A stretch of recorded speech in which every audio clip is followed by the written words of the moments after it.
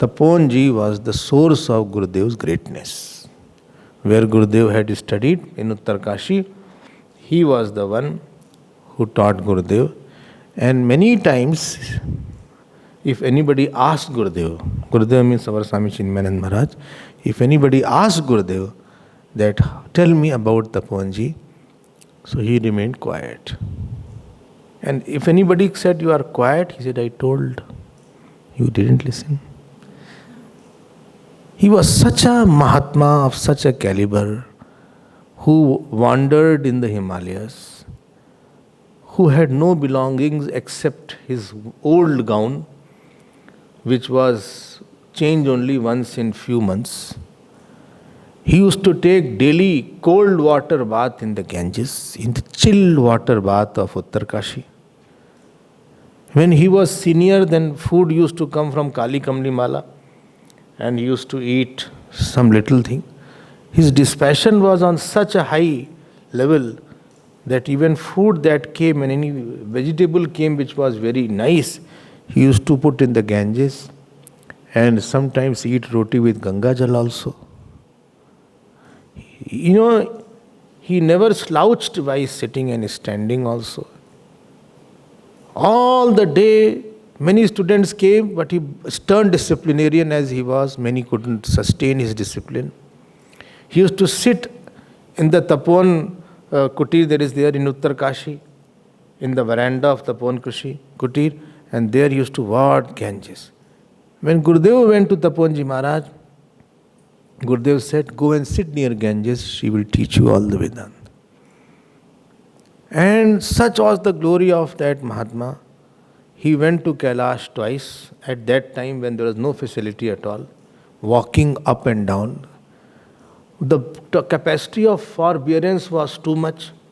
Used to sustain, he was terribly ill in Nepal side, in Tibet side, but he sustained his body, sometimes sleeping under a tree, sometimes passing his day just like anywhere.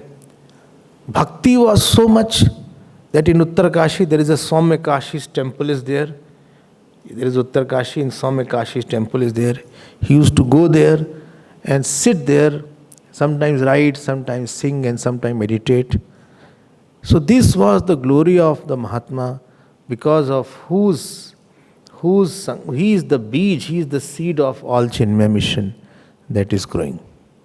And these Mahatmas tell us, when you see such a Mahatma without a possession, without a person around him, you wonder that's how much joy one can have in spite of not having anything. Even a penny also, that tells how much is the joy inside our mind. We have millions and still we are sad, still we have unhappiness. But such a Mahatma had not even a penny anywhere, but he was so fulfilled, so full of quietness, so full of God in him.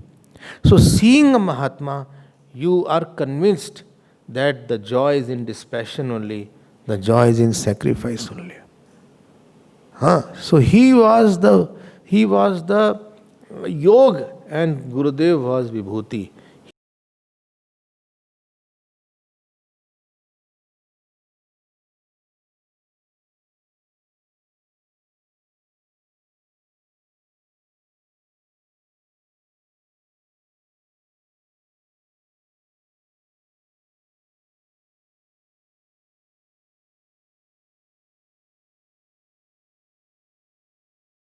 He was the source and Gurudev was the manifestation of that Tyag also. So the source of all our glory and all our festival is that great saint of Uttarkashi who was quietly sitting and watching everything, and he was the one who gifted Gurudev to the whole world.